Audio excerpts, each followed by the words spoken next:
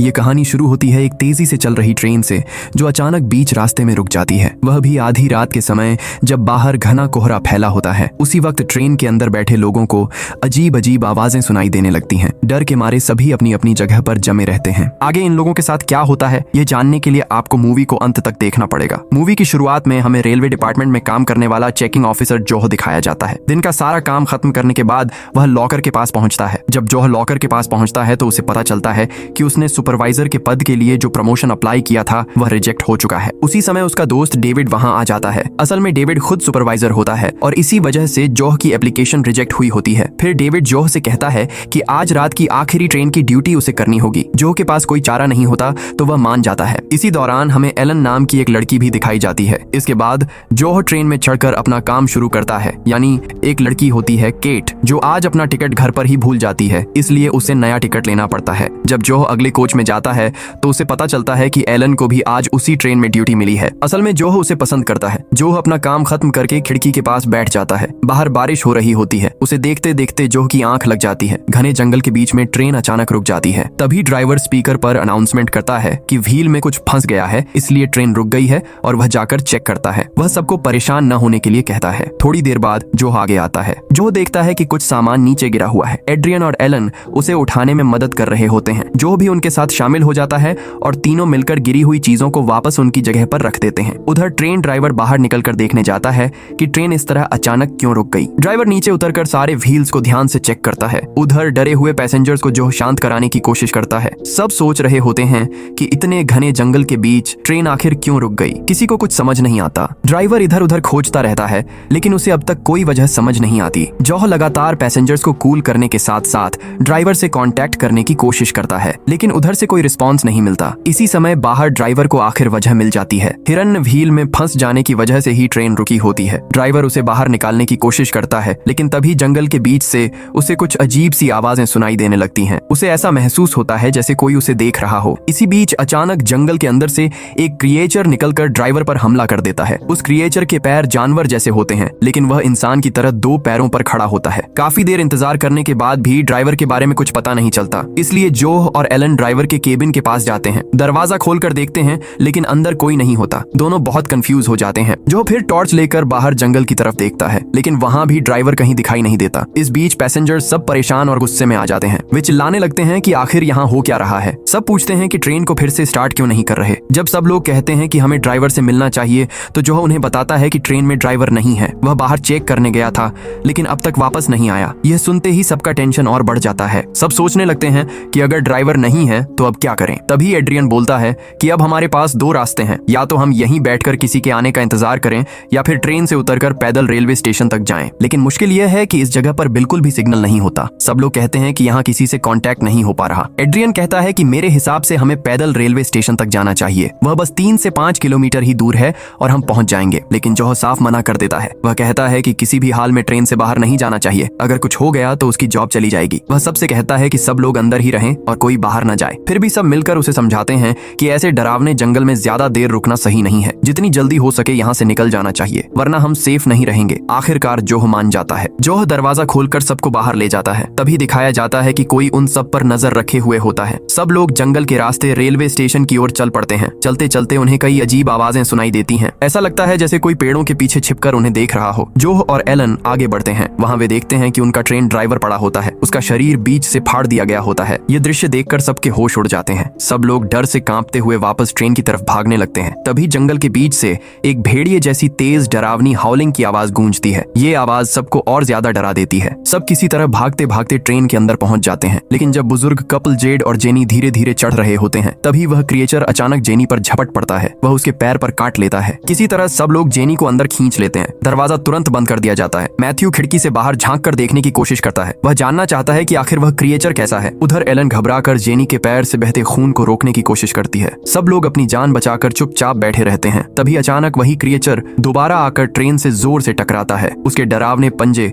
Train की दीवारों को गहराई तक खरोंच देते हैं। सबके दिल डर से तेज धड़कने लगते हैं। कुछ देर बाद सबको एहसास होता है कि वह क्रिएचर अब वहां से चला गया है। माहौल थोड़ा शांत हो जाता है। सब लोग राहत की सांस लेते हैं। फिर जो ड्राइवर के केबिन में जाकर रेलवे स्टेशन से कांटेक्ट करने की कोशिश करता है लेकिन उसे कोई रिस्पॉन्स नहीं मिलता। तभी बेली वहां आता है। वह कहता है कि हो सकता है ट्रेन की फ्यूल पाइप कट गई हो। बेली को इंजन के बारे में अच्छी जानकारी होती है, इसी वजह से सब लोग उसकी बात ध्यान से सुनने लगते हैं। सबको लगता है कि शायद वही अब उनकी मदद कर सकता है। ट्रेन के अंदर फिर से सन्नाटा छा जाता है। इसके बाद सब लोग मिलकर सोचने लगते हैं कि अब क्या करना चाहिए। सब लोग एक कोने में बैठकर डिस्कशन करने लगते हैं, आखिर ये कौन सा जानवर है और हम पर हमला क्यों कर रहा है। कुछ लोग कहते हैं कि शायद वह भालू होगा, जबकि कुछ लोग उसे वुल्फ बताते हैं। तभी जेनी धीरे से कहती है कि वह कोई जानवर नहीं था, वह देखने में इंसान जैसा लग रहा था। ये सुनकर सब और ज्यादा डर जाते हैं। इसी दौरान सबको अगले कोच से कुछ अजीब आवाजें सुनाई देने लगती हैं। सबका ध्यान उधर चला जाता है। एड्रियन, बेली और जोह तीनों मिलकर देखने जाते हैं। वे धीरे धीरे दरवाजा खोलने ही वाले होते हैं, तभी अंदर से कोई जोर की हरकत होती है। जैसे ही वह चीज बाहर आने लगती है, सब सोचते हैं कि आखिर टॉयलेट में कौन हो सकता है, लेकिन दरवाजा खुलते ही पता चलता है कि वह तो पॉल है। पॉल पहले वॉशरूम गया था। उसे सारी बातें बताई जाती हैं, ट्रेन का रुकना, ड्राइवर का गायब होना और उस क्रिएचर का हमला। लेकिन पॉल को इन सब पर यकीन नहीं होता। वह कहता है कि उसका स्टेशन तो पीछे ही छूट गया और यहाँ तो जंगल के अलावा आसपास कुछ भी नहीं है। उधर जब जेनी के पैर का घाव देखा जाता है तो सब हैरान रह जाते हैं। वह जगह बहुत जल्दी इन्फेक्शन से सड़ने लगती है। इसी बीच डरी हुई केट नीना के पास जाकर बात करने लगती है। केट धीरे से कहती है कि मेरी भी एक बेटी है, तुम्हें देखकर मुझे उसकी याद आ जाती है। दोनों थोड़ी देर हंसते हुए बातें करती हैं, लेकिन तभी सबका ध्यान दरवाजे की तरफ जाता है। बाहर वह क्रिएचर जोर से दरवाजा तोड़ने की कोशिश कर रहा होता है। वह अंदर घुसना चाहता है। उसी समय नीना के फोन में थोड़ी देर के लिए सिग्नल आ जाता है और उसकी माँ का कॉल आता है। सब कहते हैं कि उसे बताओ कि हम कहाँ हैं, लेकिन नीना इतनी घबराई होती है कि ठीक से कुछ बोल नहीं पाती। वह बस चिल्लाती रहती है। अचानक वह क्रिएचर खिड़की तोड़कर अंदर घुस जाता है। वह नीना को पकड़कर बाहर खींच लेता है। केट उसे बचाने की कोशिश करती है, लेकिन तभी वह क्रिएचर नीना को भी मार देता है। जेड सोचता है कि अब तक जो लड़की मरी है उसी तरह अब सबकी मौत पक्की है। ये सोचकर सब और ज्यादा डर जाते हैं, इसलिए सब डर कर दूसरी बोगी में जाकर दरवाजा लॉक कर लेते हैं। अब बाहर निकलना भी नामुमकिन हो जाता है।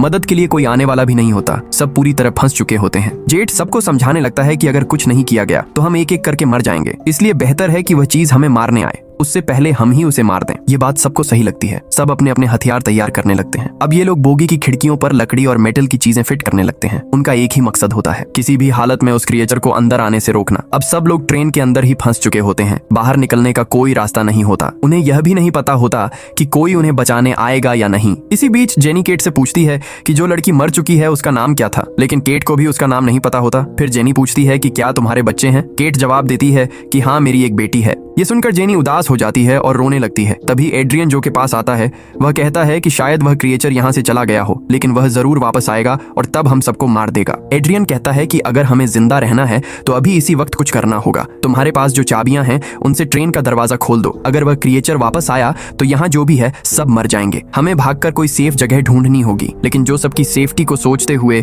इस बात के लिए मना कर देता है। तभी जेनी अचानक खून की उल्टी करने लगती है। सिर्फ इतना ही नहीं, उसके दांत भी टूटकर बाहर गिरने लगते हैं और धीरे धीरे नए नुकीले दांत उगने लगते हैं। ये देखकर सब लोग डर जाते हैं और सोचने लगते हैं कि इसके साथ आखिर हो क्या रहा है। तभी जो ध्यान देता है कि पॉल दरवाजा खोलकर टॉयलेट की तरफ गया है। ये देखकर एड्रियन दरवाजा बंद करने की कोशिश करता है, लेकिन जो कहता है कि मैं उसे लेकर आता हूँ, वह भागकर टॉयलेट के पास पहुंचता है और जोर से कहता है कि पॉल जल्दी बाहर आओ। लेकिन तब तक दरवाजा पूरी तरह जाम हो चुका होता है। इसी वक्त वह क्रिएचर ट्रेन की छत पर आ जाता है। अगले ही पल वह सीधा टॉयलेट के अंदर घुस जाता है और पॉल पर हमला कर देता है। क्रिएचर बहुत ही बेरहमी से पॉल को मार डालता है। यह देखकर जो दरवाजा खोलने की कोशिश करता है, लेकिन एड्रियन पहले ही उसे लॉक कर चुका होता है। अब बाकी सब लोग बाहर निकलने की कोशिश करते हैं, मगर दरवाजा बंद होता है और उसकी चाबियां जो के पास ही रहती हैं। तभी वह क्रिएचर धीरे धीरे जो के पीछे आकर खड़ा हो जाता है, जो घबरा जाता है। लेकिन उसी समय अंदर के लोग उसे खींचकर बोगी के अंदर ले आते हैं और दरवाजे को फिर से लॉक कर देते हैं। सबको लगता है कि अब सब खत्म हो गया है। तभी एलन पीछे से किसी नुकीली चीज से उसे छेद देती है। इसके बाद बाकी सब लोग भी अलग अलग टूल से उस पर हमला करने लगते हैं। वह क्रिएचर उठ भी नहीं पाता। सब मिलकर उसे बुरी तरह पीटते हैं। गुस्से में वह क्रिएचर एलन को पकड़कर ऊपर उठा लेता है, लेकिन तभी मैथ्यू पास रखी एक आयरन रॉड से उस पर जोरदार वार करता है। ये देखकर सब लोग हैरान रह जाते हैं, क्योंकि वह क्रिएचर दिखने में इंसान जैसा लगता है। उसका शरीर तो पूरी तरह ह्यूमन बॉडी जैसा होता है, लेकिन उसके दांत, पैर और हाथ भेड़िए जैसे होते हैं। यानी वह क्रिएचर असल में एक वुल्फ जैसा दिखाई देता है। तभी मैथ्यू कहता है कि यह एक वेयरवुल्फ है, आधा इंसान और आधा भेड़िया।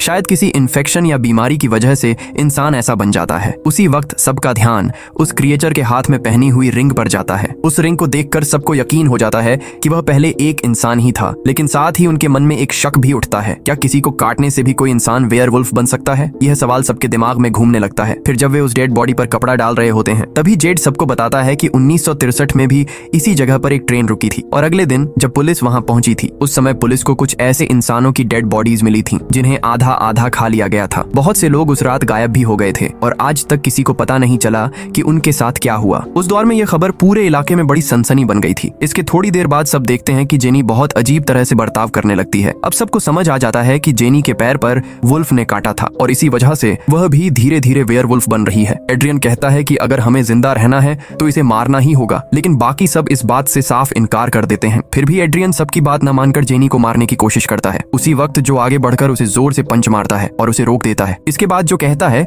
कि एड्रियन और जेनी दोनों को बांध दो। सब उसकी बात मान लेते हैं। एड्रियन और जेनी को बांधने के बाद बेली टूटे हुए ट्रेन इंजन की फ्यूल पाइप ठीक करने के लिए आगे बढ़ता है। मैथ्यू भी उसके साथ जाने के लिए तैयार हो जाता है। सबको बेली पर थोड़ा शक होता है। सब सोचते हैं कि क्या यह छोटा लड़का सच में ट्रेन को रिपेयर कर पाएगा। तभी बेली कहता है कि मैंने ट्रेनों पर ही इंजीनियरिंग कोर्स किया है, मुझ पर भरोसा रखो। इसके बाद बेली, एलन, जो और मैथ्यू चारों मिलकर ड्राइवर रूम में पहुंचते हैं। बेली उन्हें समझाने लगता है कि जब तक मैं फ्यूल पाइप ठीक कर रहा हूं तुम लोग ध्यान से सुनो। जैसे ही मैं सिग्नल दूं इंजन को स्टार्ट कर देना। वह आगे कहता है कि अगर सब कुछ ठीक से हो गया तो यहाँ से निकलते ही मैं आप सबको एक बड़ी पार्टी दूंगा। इसके बाद जो स्पीकर से ट्रेन के अंदर बैठे सभी लोगों को बताता है कि अब वे इंजन स्टार्ट करने वाले हैं। वह सबको तैयार रहने के लिए कहता है। फिर बेली और मैथ्यू बाहर निकलकर फ्यूल पाइप ढूंढने लगते हैं। बेली नीचे झुककर ट्रेन के नीचे लगी पाइप्स को चेक करने लगता है ताकि कहीं से लीकेज तो नहीं हो। उधर अंदर हमें पता चलता है कि एड्रियन और केट एक दूसरे को पहले से जानते हैं। दरअसल एड्रियन उतना अच्छा इंसान नहीं है जितना सब उसे समझते थे। उस आदमी का काम ही लड़कियों को झूठ बोलकर धोखा देना है। अपनी पत्नी और बच्चों के रहते हुए भी वह अलग अलग लड़कियों को शादी का झांसा देता है। इसी तरह उसने केट को भी धोखा दिया था। उधर जेनी की तबीयत लगातार बिगड़ती जा रही थी। ट्रेन के बाहर बेली कुछ रिपेयर कर रहा होता है। तभी मैथ्यू को लगने लगता है कि उनके आसपास कोई मौजूद है। उसी वक्त एलन जो से पूछती है कि तुम इतना बोरिंग सुपरवाइजर वाला प्रमोशन क्यों चाहते थे, जो धीरे से कहता है कि यहाँ से निकलने के बाद मैं ट्रेन से हमेशा के लिए दूर रहना चाहता हूँ। उधर बेली अब भी फ्यूल पाइप ढूंढ रहा होता है। उसे आखिरकार कटी हुई पाइप मिल जाती है। वह टेप लगाकर लीकेज को बंद करने लगता है। तभी दूर से मैथ्यू को किसी की चीख सुनाई देती है। वही वेयरवुल्फ उठ चुका होता है। वह एक लड़की की आवाज में चिल्ला रहा होता है, मदद करो, बचाओ। मैथ्यू घबरा जाता है और दौड़ने लगता है। बेली पीछे से चिल्लाता है कि कहीं मत जाना, रुक जाओ, लेकिन मैथ्यू उसकी बात नहीं सुनता। वह उस आवाज का पीछा करते हुए घने जंगल के अंदर चला जाता है। वह अब भी उस आवाज को सुन रहा होता है जो बार बार पुकार रही होती है। मैथ्यू रुककर कहता है कि मैं तुम्हें बचा नहीं पाया। जैसे ही बेली फ्यूल पाइप को ठीक करता है अचानक ट्रेन में बिजली वापस आ जाती है, लेकिन सब इंजन स्टार्ट करने से पहले रुक जाते हैं। वे चाहते हैं कि बेली वापस अंदर आ जाए। बाहर देखते हैं तो जहां बेली काम कर रहा था वहां अब कई वेयरवुल्फ पहुंच चुके होते हैं। सब नीचे झांक कर देखते हैं लेकिन बेली कहीं दिखाई नहीं देता। असल में वह चुपके से ट्रेन के नीचे लटक कर खुद को छुपा लेता है। उसी वक्त ड्राइवर रूम में बैठे जो और एलन खिड़की से उन वेयरवुल्फ्स को देखते हैं। दोनों बुरी तरह घबरा जाते हैं। डर के मारे जो तुरंत इंजन स्टार्ट कर देता है। ट्रेन तेजी से चलने लगती है और बेली नीचे लटक कर मजबूती से ट्रेन को पकड़े रहता है। अब तक जेनी पूरी तरह से वेयरवुल्फ बन चुकी होती है। इसी दौरान एड्रियन अपने हाथों की रस्सी भी खोल लेता है। उसी समय कुछ वेयरवुल्फ ट्रेन के अंदर घुस आते हैं और केट पर हमला कर देते हैं। एड्रियन अपनी जान बचाने के लिए केट को धक्का देकर बाहर फेंक देता है और खुद अंदर ही रह जाता है। ट्रेन आगे बढ़ जाती है और केट अकेली उस अंधेरी डरावनी जगह पर रह जाती है। केट डर से कांप रही होती है। तभी उसके पीछे से एक और वेयरवुल्फ आ जाता है। उधर अंदर एड्रियन जेनी पर हमला करने की कोशिश करता है, लेकिन जेड आगे बढ़कर उसे जोर से मारता है। इसी झगड़े में जेड की मौत अपनी ही पत्नी जेनी के हाथों हो जाती है। जेनी अब पूरी तरह इंसान नहीं रही होती। उधर बाहर बेली अब भी ट्रेन के नीचे लटका हुआ होता है। उसी जगह पर फ्यूल पाइप फिर से कट जाती है। ट्रेन अचानक रुक जाती है। इससे जो और एलन बुरी तरह डर जाते हैं। इसी बीच जेनी धीरे धीरे एड्रियन की तरफ बढ़ने लगती है। तभी कोई उसे पीछे से छेद देता है। जब सब मुड़कर देखते हैं तो पता चलता है कि वह जो और एलन होते हैं। इसके बाद जो एड्रियन पर झपट पड़ता है। जो को पता चल चुका होता है कि केट को बाहर फेंककर मरने के लिए छोड़ने वाला एड्रियन ही था। उसी वक्त कई वेयरवुल्फ एक साथ ट्रेन के अंदर घुस आते हैं। सब घबरा जाते हैं। जल्दी से दोनों तरफ के बोगी दरवाजे बंद कर दिए जाते हैं। अब सब बाहर निकलने के लिए पीछे वाले एग्जिट दरवाजे को खोलने की कोशिश करने लगते हैं। तभी एड्रियन अचानक पलटकर जो और एलन दोनों पर हमला कर देता है। उसका मकसद सिर्फ एक होता है, जब वेयरवुल्फ अंदर आए तो वह इन दोनों को उनके हवाले करके खुद भाग सके। जो और एलन मिलकर उसे जोरदार तरीके से मारते हैं। एड्रियन नीचे गिर जाता है। तभी सब देखते हैं